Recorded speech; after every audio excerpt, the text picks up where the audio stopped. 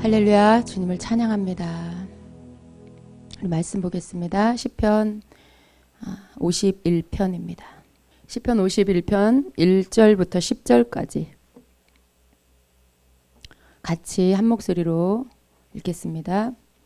하나님이여, 주의 인자를 따라 내게 은혜를 베푸시며 주의 많은 긍휼을 따라 내 죄악을 지워주소서. 나의 죄악을 맑게 씻으시며 나의 죄를 깨끗이 제하소서. 물은 나는 내 죄가를 아오니 내 죄가 항상 내 앞에 있나이다. 내가 주께만 범죄하여 주의 목전에 악을 행하였사오니 주께서 말씀하실 때에 의로우시다 하고 주께서 심판하실 때에 순전하시다 하리이다. 내가 죄악 중에 출생하였으며 어머니가 죄 중에서 나를 잉태하였나이다. 보소서, 주께서는 중심이 진실함을 원하시오니 내게 지혜를 은밀히 가르치시리이다. 우슬초로 나를 정결케 하소서. 내가 정하리이다. 나의 죄를 씻어주소서. 내가 눈보다 희리이다. 내게 즐겁고 기쁜 소리를 들려주시사 주께서 꺾으신 뼈들도 즐거워하게 하소서. 주의 얼굴을 내 죄에서 돌이키시고 내 모든 죄악을 지워주소서. 하나님이여, 내 속에 정한 마음을 창조하시고 내 안에 정직한 영을 새롭게 하소서. 아멘. 11절.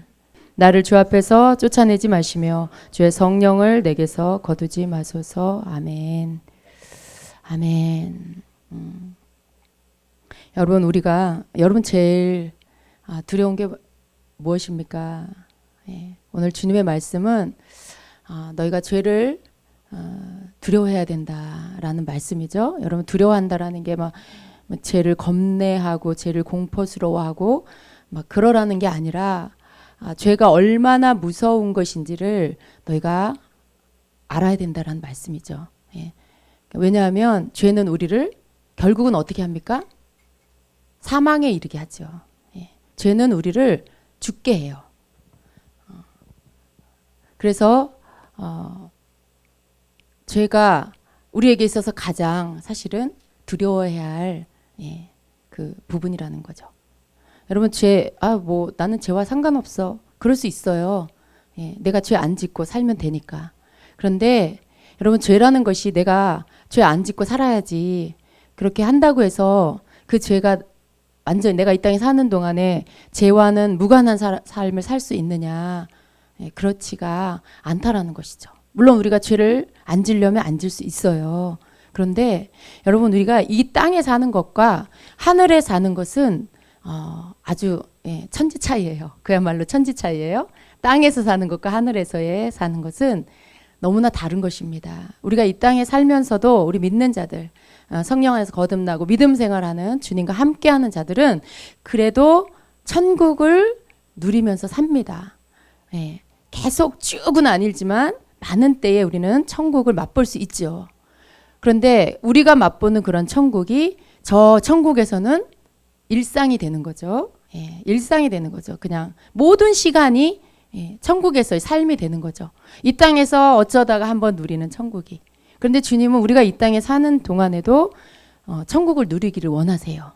근데 그 천국을 누리지 못하게 하는 게 뭐냐 하면 바로 죄라는 것이죠. 죄라는 것이죠. 여러분, 우리가 이 땅에 살 때의 죄는요, 아침에 일어나서 여러분이 아무것도 안 하고 그냥 하루를 보낸다. 아무 죄를 안 진 것 같죠. 근데 이 죄라는 거는 넓게 이야기하면 이런 거예요. 죄가 없는 상태는 자유하고 평강을 누리고 샬롬의 상태고 내 마음에 기쁨이 충만하고 뭔가 이런 막 살아있는 그런 어떤 그런 상태죠. 죄가 없는 상태가. 그런데 죄라는 것은 눌림이 있어요. 뭔가 이렇게 눌리고 무겁고 힘들고 막 그런 거죠. 죄라는 것은 분명히 죄라는 이름이 있죠. 도둑질이라는 죄의 이름이 있고요. 간음이라는 죄의 이름이 있고요. 미움이라는 내가 그런 어떤 행동을 했을 때 그걸 죄라고 하죠. 그런데 더 넓게 죄는요, 이 땅에 있는 이 하늘에는 없어요. 죄가 땅에 있어요.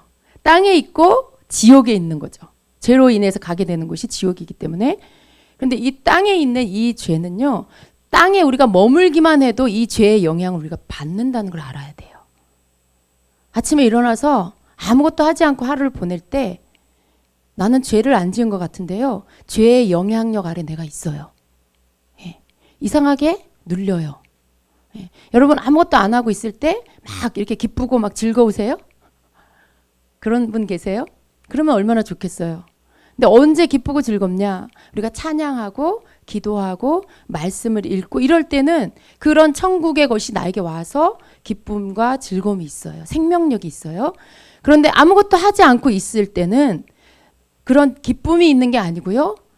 스멀스멀 뭔가가 눌림이 오기 시작하죠. 뭔가 이상하게 무겁고 괜히 마음의 기쁨이 아니라 근심되는 생각들이 오고 인간적인 생각들로 따라가게 되고 이런 것들이 와요. 이게 왜 그러냐면 우리가 땅에 머물러 있기 때문에 영향을 받는 거죠. 그래요. 영향을 받는 거예요. 그냥 아무것도 안 해도 눌려요. 그러지 않은 분. 아무것도 오늘 하루 내가 찬양도 안 하고 기도도 안 했어요. 그렇다고 누구를 해코지하거나 나가서 나쁜 짓을 한 것도 아니에요. 그냥 아무것도 안 했어요. 근데 아무것도 안 했는데 즐겁고 행복하고 기쁨이 넘치는 분. 그래야 되는 거죠. 그래야 천국인 거죠. 근데 그렇지 않다는 거죠. 그러니까 이 죄의 영향력 아래서 우리는 이 땅의 영향력을 우리가 받는다는 거예요. 그래서 우리가 그런 영향력을 죄가 가져다주는 무거움과 눌림을 받지 않기 위해서 뭘 해요? 찬양하고 기도하고 말씀을 항상 소가 여물을 씹어서 삼켜서 계속 꺼내서 다시 되새김질 하듯이 하나님의 말씀을 기억하여 계속 그것을 생각하고 어떤 그런 영적인 것도 우리가 계속 하는 거죠. 우리가 그런 것들을 할 때 죄의 영향력을 안 받을 수가 있어요. 근데 그런 것들을 하지 않고 죄를 안 짓고 아무것도 안 해도 죄의 영향력을 우리가 받는다라는 거예요. 왜냐하면 이 땅에 머물러 있기 때문에 그런 거죠. 여러분 이 어떤 그런 집에 갔는데 그 집이 굉장히 어둡고 예를 들어 우상 숭배하는 집에 갔다. 그러면 예민한 분들 어때요? 머리가 아프고 막 기침이 나오고 뭔가 막 이 몸에서 반응이 와요. 그럼 왜 그래요? 거기에 죄가 그 공기 안에 가득 차 있어서 그래요. 우상 숭배하고 심지어 우상 막 제단이 거기 있고 막 이러면 거기가 그냥 그 죄의 그 근원지가 되는 거죠. 그랬을 때 우리 영에서 나타나는 반응이 들어가면 벌써 머리가 아프고 눌림이 오죠. 작은 영역 안에서 볼 때 그런 거예요. 근데 큰 영역으로 보면 이 세상이 그런 곳이에요. 이 세상이 마치 그 우상 숭배하는 집과 같은 그런 곳이라고 볼 수 있죠. 왜냐하면 죄로 인해 더럽혀진 장소이기 때문에. 그래서 우리가 이 땅에 머무는 동안에는 우리가 하나님 앞에서 뭔가 영적인 천국에서 행하는 그러한 것들을 하지 않으면 우리는 눌려요. 조금씩 눌리고 하루, 이틀, 3일 가면 갈수록 어떻게 돼요? 점점 우리는 더 황폐해져요. 그래서 죄라는 것은 이렇게 우리에게 내가 열심히 죄의 영향력을 받지 않도록 열심히 힘쓰고 애써야만 그것들이 내게로부터 영향을 주지 않을 수 있습니다. 우리는 그냥 매일 예수님의 그 품 안으로 뛰어 들어가야 돼요. 우리는 그냥 우리를 위해 피 흘려주신 예수님의 그 임재 안으로 뛰어 들어가야 돼요. 거기가 우리가 숨어 있을 처소가 되어야 된다는 거죠. 그래야 우리가 모든 것들을 영향을 받는 게 아니라 영향을 주면서 살 수가 있게 됩니다.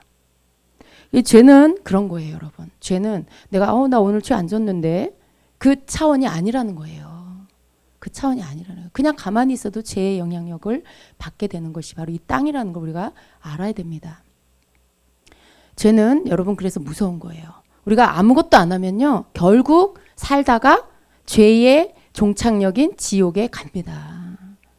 그래서 우리를 예수님이 보혈 흘려 구원해 주셨죠.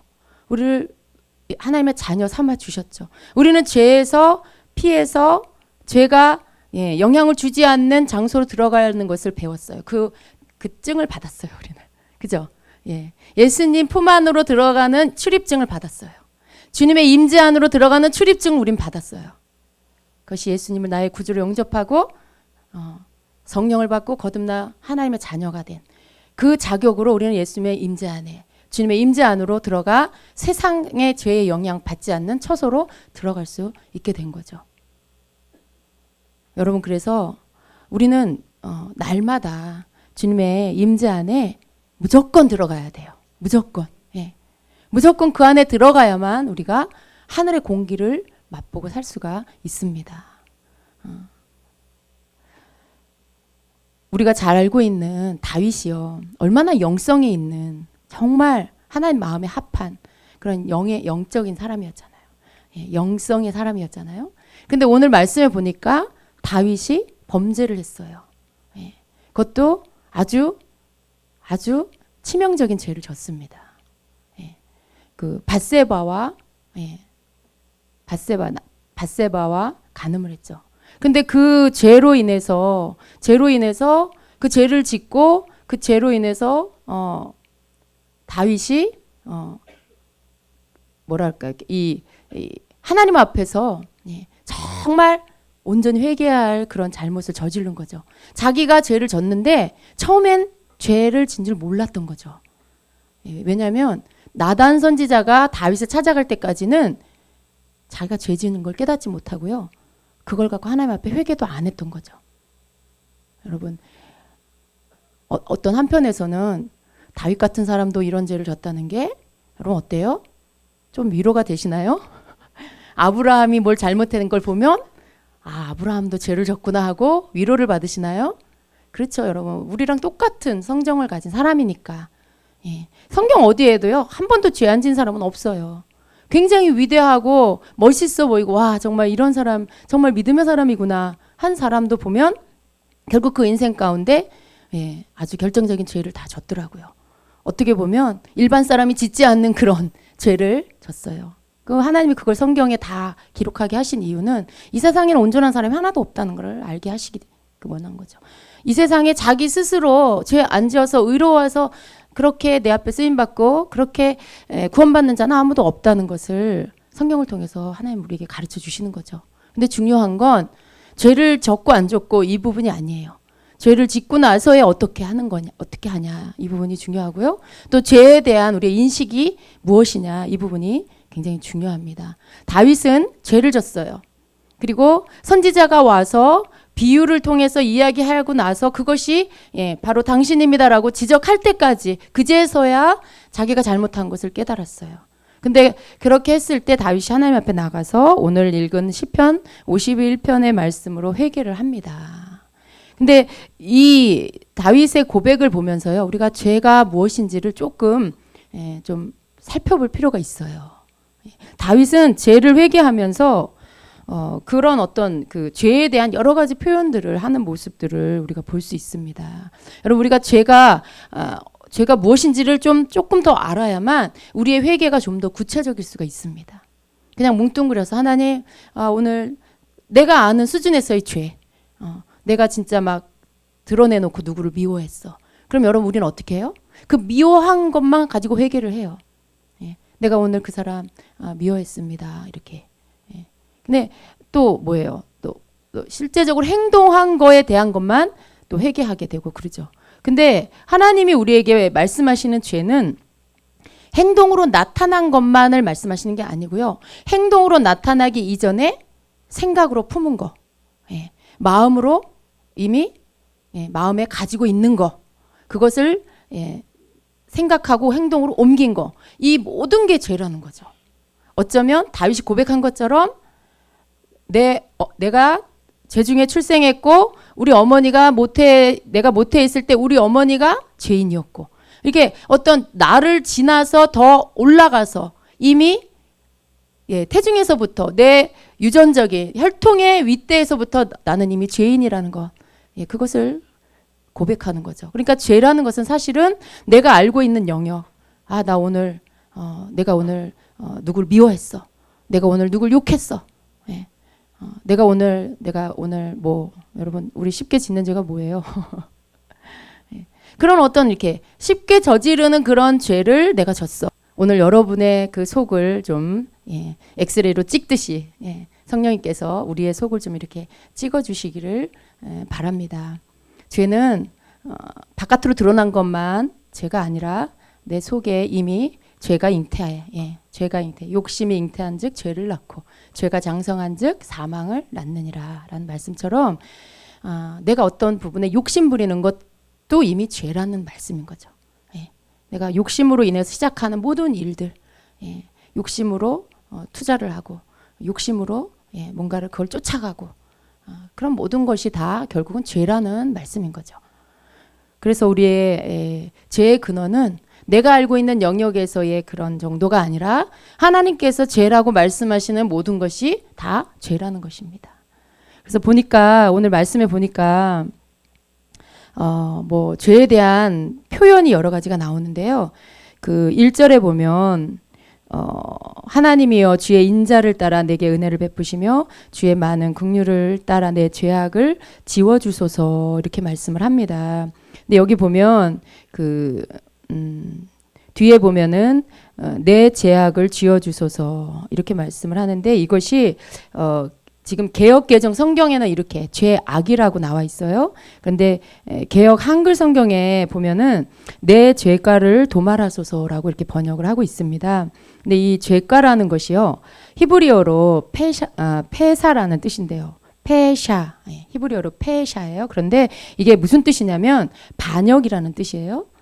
반역이라는 뜻이에요. 이것은 그냥 단지 종교적인 의미에만 쓰여지는 게 아니고요. 정치, 윤리 또 다 포함해서 정치, 윤리, 종교적인 의미에서 다 같은 뜻을 가지고 있고요. 종교적인 의미에서는 하나님의 계시된 뜻에 대한 고의적인 반역을 의미합니다. 그러니까 반역하는 거죠. 그것을 지금 1절에서 쓰고 있는 이 내 죄악을 지워주소서 내 죄가를 도말하소서라고 할 때 이 죄가를 말씀합니다. 여기 이 도말하소서라는 이 뜻은요. 도말하소서 내 죄를 지워주소서. 그 고대 바벨론에서는요. 사람들이 죄를 범하면 그 죄를 그 범죄한 사실을 토판에 기록을 했대요. 그래서 그가 이제 죄를 회개하고 용서를 받으면 그 토판을 이렇게 깨트려 버렸다고 합니다. 그래서 여기서 이 도말하소서 지워주소서라는 이 뜻은요. 이름 혹은 이름이나 또 어떤 죄의 기록된 저주를 지우다라는 그런 의미가 있습니다. 하나님의 책에 기록된 그런 범죄 사실을 지워버리는 것을 말하는 것이죠. 그렇게 지워버려 주옵소서라는 말씀인 거죠. 근데 여기에서 이 죄가라는 것이요. 바로 1절에서 말하고 있는 이 죄가라는 것이 바로 반역하는 죄. 반역, 속에서 있는 그런 반역이라는 속에서 반역하는 그런 뜻을 가지고 있습니다. 두 번째는요. 그 죄악이라는 뜻. 여기 2절에 보면은 죄악이 나오죠. 지금 개역 개정에서는 구분이 없이 그냥 그렇게 번역이 되어 있는데요. 2절에 보면 나의 죄악을 맑게 씻기시며 이렇게 말씀을 합니다. 여기서 이 죄악은요. 굽히다, 비틀다라는 뜻이 있어요. 타락한 본성의 내적인 뒤틀림. 이 내 안에서 본성에서부터 뒤틀려 있는 것을 의미하는 것입니다. 이것은 어떤 선천적이거나 우발적인 잘못이 아니라 의도적인 행위를 가리키는 것입니다. 이 고집이라는 우리가 알고 있는 이 고집이라는 거 있죠. 이 고집이 여기에서 말하는 죄악이 갖고 있는 뜻과 같은 맥락입니다. 그래서 여러분 고집 센 거 그거 집안 내력이라고 하잖아요. 최씨, 저 최씨인데 최씨, 뭐 고씨, 또 강씨, 뭐 고집 세다고 그러잖아요. 저는 지금 누구 특정 인물을 말씀드린 건 아니고요. 저도 최씨이기 때문에 그런데 보편적으로 그런 이야기를 하잖아요. 뭐 성씨 누구 뭐 고집 세다. 그런데 여러분 고집이 센 게 성경적으로 보면요 죄악이에요. 죄악이에요. 전 그래서 제가 옛날에는 고집 세다는 거에 대해서 별로 인정을 안 했어요. 근데 제가 조금 더 살다 보니까 제가 고집이 셌었더라고요. 지금도 아마 고집이 있을 거예요. 근데 많이 버렸는데도 고집이 있어요. 근데 저도 옛날에 그랬어요. 그러니까 집안 식구들이 다 고집이 세요. 다 최씨예요. 저희 친정 집안 식구가 그러잖아요. 근데 다 그렇기 때문에 그냥 그런 줄 알았죠. 근데 이게 보니까요, 다른 무리들 가운데로 들어가서 보니까 고집이 세더라고요. 그러니까 내가 옳다고 생각하는 거 절대 안 굽히는 막 이런 게 되게 강하게 있는 거죠. 근데 고집 센 게 죄라는 걸 알고는요, 하나님 앞에 회개했어요. 고집스러운 거, 이것이 죄의 악이에요. 여러분 고집 세십니까? 회개하십시오. 그래서 여기 2절에 보니까 나의 죄악으로부터 나를 씻으시고 맑게 씻기시며 이렇게 말씀하시는데, 죄악이 바로 고집입니다. 그리고 이 맑게 씻기시며라고 할 때 이 맑게가요, 빨래하다라는 의미가 있어요. 빨래하다. 그래서 더러운 옷을 세탁할 때처럼 완전하게 죄로부터 깨끗해지기를 간구하는 것입니다. 맑게 씻기소서, 이 말은 내 죄를 완전히 깨끗하게 씻어 주시옵소서라는 그런 뜻이죠. 여러분 죄는요, 오물과 같이 더러운 거예요. 여러분 빨래할 때 더러운 거 묻었을 때 그거 빨래하잖아요. 예.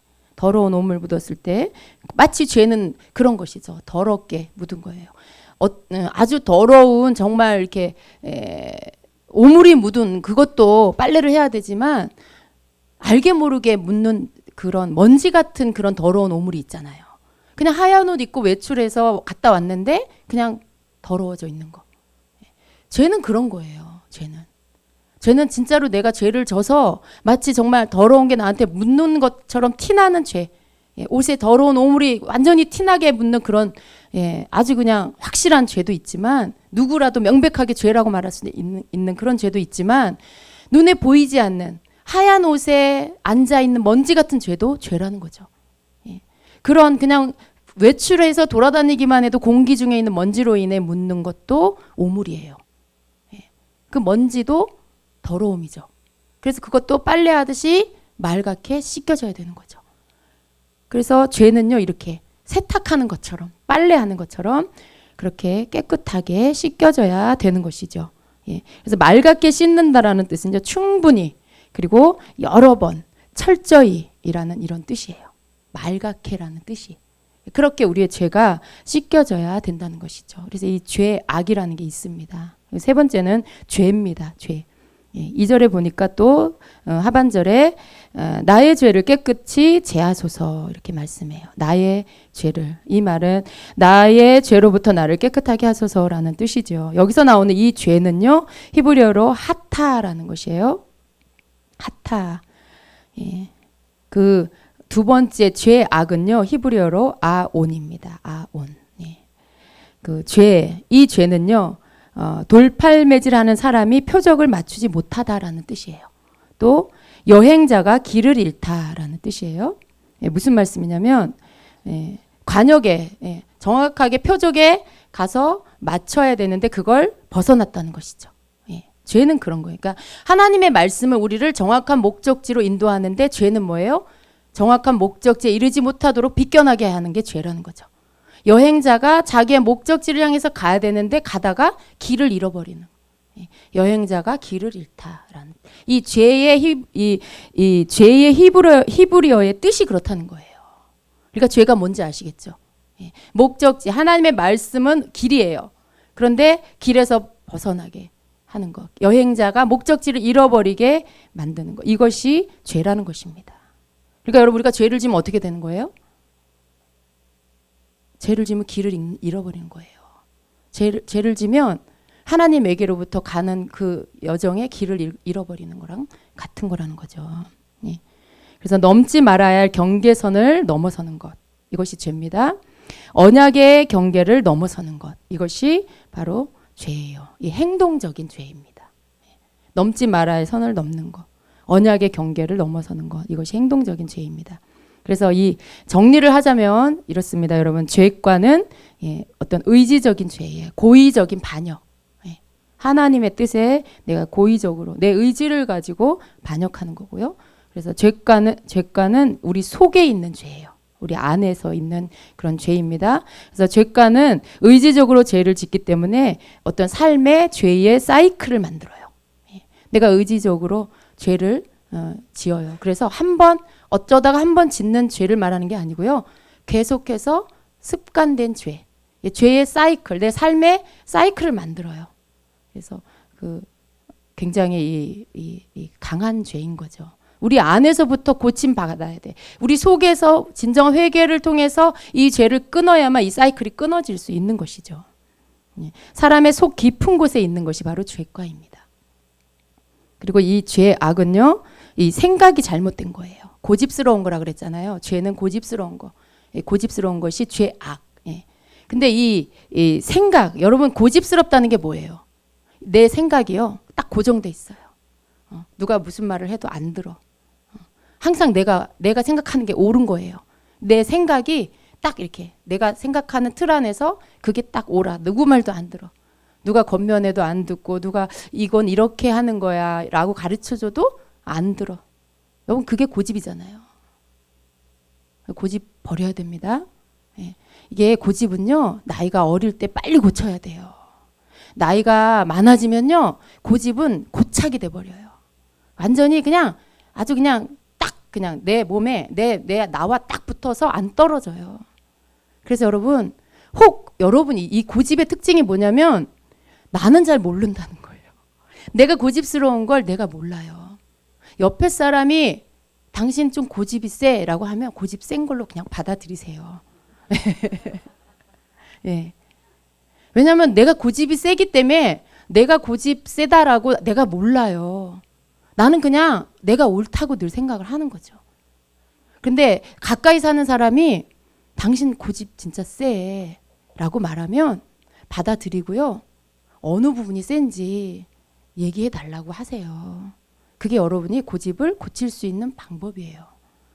다른 사람이 나를 볼 때 그게 더 객관적이잖아요. 나는 나를 보는 게 여러분 사실은 내가 나를 잘 알 것 같죠. 여러분 자신 잘 아세요?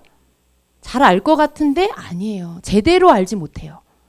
잘못 알고 있는 때가 되게 많아요.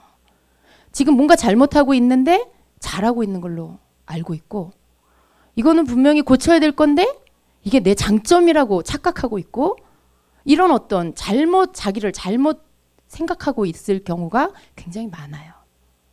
그래서 나에 대해서 객관적인 눈으로 봐주는 그런 의견을 받아들일 필요가 있습니다. 여러분 물어보세요. 이렇게 같이 사는 분이나 가까이 계시는 분한테 내가 좀 고집이 센 것 같아? 솔직하게 얘기해 주세요. 이렇게 한번 얘기해 보세요. 여러분 고집 세면요, 고집 센 사람은요 좀 세요. 누가 예를 들어 판단을 하거나 지적을 하거나 이런 거 별로 안 좋아하잖아요. 고집 센 사람들은 속으로 그러죠. 너나 잘하세요. 이렇게 고집 센 사람들이 좀 그런 게 있어요. 근데 그래서 여러분이 겸손하게 이야기하지 않으면요, 그런 의견 수렴을 하려고 할 때 잘 솔직하게 얘기 안 해줄 수가 있어요. 왜? 욕 먹을까봐. 또 너나 잘하세요 그럴까봐 얘기 안 해줄 수도 있어요. 그러니까 아주 겸손하게 이야기하세요. 내가 좀 고치려고 하는데 내가 고집이 센지 얘기해줘. 어떤 면인지 가르쳐줘. 이렇게 좀 정말 고치려고 하는 태도를 가지고 그렇게 한번 물어보세요. 그래서 그 사람이 솔직하게 얘기해 줄 때 그 얘기를 들으셔야 돼요. 듣고는 안 받아들일 거면 얘기하지 마세요. 그거 갖고 싸울 거면 뭐하러 얘기해요. 정말 고칠 마음을 가지고 오늘 말씀에 고집이 죄악이라고 하셨는데 하나님 이것을 내가 버려야 되겠습니다 라는 마음으로 그것을 이렇게 얘기해 달라고 하셔야 의미가 있는 거죠. 그래서 들으세요. 듣고 여러분이 정말 그 부분에 진짜 또 이렇게 자존심 세우지 마시고 인정이 되시는 부분이 분명히 있을 거예요. 그러면 받아들이시고요. 고치세요. 다음번에 그런 일들이 있을 때 여러분이 하는 반응을 여러분이 보시고요. 내가 좀 계속 내가 옳다고 주장하는 것 같다 그러면 물러나시라는 거예요. 내가 이거 내 고집이지. 내가 이걸 꼭 이겨서 뭐해. 내가 이걸 꼭 옳다고 주장해서 내 의견이 관철시켜서 뭐가 이익이야. 그러니까 어떤 때는 내가 옳을 수도 있고 어떤 때는 저 사람이 맞을 수도 있고 또 내가 다 틀리면 어때요? 물론 뭔가 하나님 뜻 안에서는 옳은 것들을 찾아가야죠. 옳은 것들을 말해야 되죠. 그런데 그런 부분에서 우리가 나를 좀 내려놓으면요, 더 많은 때 하나님의 뜻이 더 잘 보여요. 내 고집이 세면 내 뜻은 분명한데 하나님의 뜻은 안 보일 때가 있어요. 그래서 그런 부분에서 여러분 자신들을 좀 보고요. 좀 고집을 우리가 버려야 돼요. 죄의 악은 생각이 잘못된 거. 고집은요, 생각이 이렇게 아주 꽉 틀에 딱 내가 잡혀 있는 그것을 말합니다. 또 세 번째는 바로 죄죠. 죄는 행동이 잘못된 것을 말합니다. 그래서 죄가 우리가 알고 있기로는 바깥으로 나타나는 것만 죄인 것 같지만 그러나 아닙니다. 내 안에서 이미 내 안에서 품고 있는 것들, 자리 잡고 있는 것들, 생각으로 굳어져 있는 것들, 이런 모든 것들이 바로 결국은 행동으로 나타나게 하는 이미 죄의 동생이고 언니고 막 그래요. 죄가와 죄악과 죄는 한 가족이에요. 그러니까 이게 완전히 끊어지려면 우리 속에 있는 숨어 있는 죄가 드러나야 돼요. 내 속에 있는 숨어서 평상시엔 잘 드러나지 않는 죄, 그러한 죄의 근원되는 것들이 드러나야 되고요. 그것이 하나님 앞에서 고침을 받아야 되는 것입니다. 그래서 여러분 결국 죄는요, 하나님과 나 사이를 이렇게 갈라놓는 원인이라는 거 우리가 분명히 아셔야 돼요. 죄를 우리가 왜 무서워해야 되냐? 하나님과 나 사이를 끊어놓기 때문에. 그래서 우리가 죄를 가볍게 여기면 안 된다는 거예요. 죄가 혹 나에게 이렇게 덮일까? 죄로 인해서 혹시 내가 더러워져서 무뎌질까? 이걸 두려워하라는 거예요. 죄에 대해서 민감해야 돼요. 그러니까 우리가 죄를 두려워하라는 건 뭐냐면, 죄가 들어오면요, 여러분, 처음에는요, 죄가 느껴져요. 죄로 인해서 불편해져요. 마음이 불안해요. 뭔가 답답함이 와요. 그런데 그걸 방치해 두면 어떻게 됩니까? 그 다음부터는 감각이 둔해져요.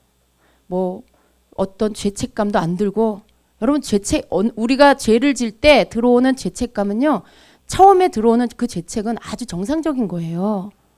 그리고 우리가 그 죄를 깨닫게 해주잖아요. 죄책은 내가 지금 죄를 졌다는 걸 느끼게 해주잖아요. 그래서 우리가 회개할 수 있게 만들어주죠. 우리가 예수 그리스도의 보혈을 의지해서 회개로 나아가게 하죠. 그런데 회개하고 나서 오는 죄책감은 여러분 버려야 돼요. 그 죄책감은 사단이 계속해서 이용하는 거죠. 여러분이 하나님 앞에서 진심으로 회개했다면 그 죄에 대한 것들은 잊어버리세요. 털어버리세요. 왜냐하면 하나님의 말씀대로 우리 죄를 자백하면 미쁘시고 선하신 하나님이 그 죄를 다 씻어 주신다라고 약속하셨기 때문에 우리가 그 말씀을 믿고 죄를 진심으로 회개한 후에는 그걸 털어버리는 거예요. 그래서 그러한 어떤 그 죄를 졌을 때 오는 감각들, 그 감각들이 살아 있을 때가 좋은 거예요, 여러분. 죄는 그냥 방치하면 한 번 짓고 두 번 짓고 세 번 지면요, 그다음부터 무감각해요. 죄를 져도요, 별로 찔림도 안 와요. 별로 죄책감도 안 들어요. 그리고 그다음부터 어떻게 돼요? 죄를 조금씩 즐겨요. 이제 재밌어요. 죄가 가져다 주는 쾌락이 있어요. 뭔가 남몰래 먹는 뭐가 맛있죠? 남몰래 먹는 떡이 몰래 먹는 떡이 왜 맛있어요? 거기 안에서는 뭔가 쾌락이 있는 거예요. 내가 남몰래 뭐 하는 거에 죄가 가져다 주는 육체적인 쾌락이 있는 거예요. 그게 여러분이 거기에 맛에 들이고 빠지기 시작하면 더 이상 여러분이 이제 그때서부터 이제는 죄가 여러분을 끌고 가요. 죄를 여러분이 그냥 처음에 이렇게 여러분이 속에서 일어날 때, 죄가 여러분에게서 나타날 때, 그때 빨리 처리를 해야 되지, 그렇지 않으면 죄가 여러분을 끌고 가게 돼 있어요. 죄가 두려운 이유, 하나님께로부터 나를 멀어지게 한다는 거예요. 그리고 결국은 어떻게 돼요? 완전히 끊어버려요. 하나님과 나 사이를 완전히 끊어놓는다는 거죠. 생명이 끊어지는 거예요. 여러분, 생명이 끊어지면 죽음이에요. 죄는 우리를 죽게 만드는 거기 때문에 우리가 간과해서는 안 된다는 거죠. 다윗처럼 이렇게 내가 죄를 깨닫게 됐을 때는요, 나가서 하나님 앞에 회개해야 됩니다. 뭐라고 회개합니까? 하나님이 원하시는 회개는 어떤 거예요? 중심의 진실함으로 회개하는 것이죠. 거짓 없이 죄를 고백하고 인정하는 그런 중심의 진실함의 회개를 하나님이 원하세요. 6절에 뭐라고 되어 있습니까? 보소서 주께서는 중심이 진실함을 원하시오니 내게 지혜를 은밀히 가르치시리이다. 우슬초로 나를 정결하게 하소서. 내가 정하리이다. 나의 죄를 씻어주소서. 내가 눈보다 희리이다. 내 죄를 씻어주시는 분이 하나님이신 걸 우리가 믿어야 돼요. 지금 다윗은요, 그 회개가 너무나 옳은 게 뭐냐 하면 하나님이 죄를 씻는 분이라는 거. 그리고 하나님이 원하는 회개는 다른 어떤 입에 발린 어떤 그런 유창한 말이 아니라, 습관적인 회개가 아니라 내 중심이 진실함으로 드리는 회개. 하나님이 그것을 원하신다라는 것을 알고 있었어요. 그래서 그 마음을 가지고 나아가서 회개를 하고요. 그리고 내 죄를 하나님만이 씻어주실 수 있다는 고백이 7절에 들어 있습니다. 나의 죄를 씻어주소서. 내가 눈보다 희리이다. 하나님이 나를 용서하시면 내 죄가 눈보다 희어지게 된다라는 것을 고백을 하고 있는 것이죠. 또한 죄로 인해서 더러워진 마음과 거짓된 영의 오염을 다시 깨끗하게 해주시기를 구합니다. 예. 오직 죄 씻음과 회복의 권한이 하나님께만 있음을 계속 고백하고 있어요. 10절에 뭐라고 합니까? 하나님이여 내 속에 정한 마음을 창조하시고, 여기 정한 마음은 이 깨끗한 마음을 말해요. 정한 마음을 창조하시고 내 안에 정직한 영을 새롭게 하소서. 여러분, 다윗은요, 자기 안에서 이미 죄짓고 있었던 것을 알고 있었어요. 그러니까 뭐라고 해요? 자기 마음, 그리고 자기 영에 대해서 기도하고 있는 것이죠. 내 속에 깨끗한 마음을 창조해 주세요. 내 안에 정직한 영으로 새롭게 해주세요. 이걸 구하는 거예요. 죄로 인해서 마음이 더러워졌고요. 예. 죄로 인해서 그 영이 오염이 됐어요. 그 속에 숨어있던 죄가 바깥으로 나와서 하나님 앞에 범죄하고, 그러니까 그 모든 것들을 다시 정결하게 씻어달라고 지금 구하고 있는 것입니다. 그러면서 아주 중요한 기도를 하죠. 11절에 가서 나를 주 앞에서 쫓아내지 마시며 주의 성령을 내게서 거두지 마소서. 여러분, 죄 지으면요, 성령님이 떠나세요. 주님의 임재가 벗겨져요. 그러니까 우리가 죄를 지으면요, 죄에 대해서 무감각해지고 하나님의 은혜가 별로 그렇게 감동이 안 되고 하나님의 말씀이 와닿지 않고, 왜 그래요? 주님의 임재에서 벗어났기 때문에 그래요. 성령이 내게서 떠났기 때문에. 그런데 우리가 주님의 임재 안에 있으면요, 주님 이름만 불러도 감동이 되죠. 주님을 생각만 해도 은혜가 차오르죠. 이게 정상적인 것이죠. 죄로 인하여서 멀어진 하나님과 관계를 회복하게 해달라는 기도를 지금 하고 있는 거예요. 나를 주 앞에서 쫓아내지 마시며. 이것을 킹제임스 성경에서는요, 이렇게 표현을 합니다. 주의 임재로부터 나를 내어 쫓지 마시고 주의 거룩한 영을 내게서 거두어 가지 마소서. 이렇게 구하고 있습니다. 그러니까 주님의 임재로부터 내가 죄를 짓게 되면 주님의 임재로부터 내가 내쫓김을 받는 거예요. 주님의 임재로부터 내가 쫓겨나게 된다라는 것이죠. 네. 주의 임재로부터 나를 내어 쫓지 마시고라고 구하고 있습니다. 그러니까 여러분, 다윗은요, 다윗에게서 우리가 배워야 할 게 있어요. 비록 죄를 졌을지라도 바른 회개. 예. 하나님 앞에 나가서 하나님만이 죄를 씻을 수 있으신 분이라는 걸 믿고, 예. 그분만이 내 죄를 내가 중심의 진실함으로 회개할 때 그분만이 나를 죄를 없이 해주실 수 있는 분이라는 걸 믿고 그것을 기도하고요. 그리고 내가 본래 죄인이라는 것을 고백하잖아요. 본래 죄인이라고. 어디서부터 자기가 죄인인지를 알고 있죠. 죄 중에 내가 잉태되었고, 5절에 내가 죄악 중에서 출생하였으며 어머니가 죄 중에서 나를 잉태하였나이다. 자기 죄를 부인하지 않아요. 내가 죄인이라는 거죠. 내가 죄인이고 우리 엄마가 죄인이고, 그러니까 하나님 나를 불쌍히 여겨 달라는 거죠. 내가 본래 죄 가운데서 태어났습니다. 하나님 나를 불쌍히 여겨주세요. 하나님만이 내 죄를 씻어주실 수 있는 분입니다. 하나님 나를 용서해 주세요.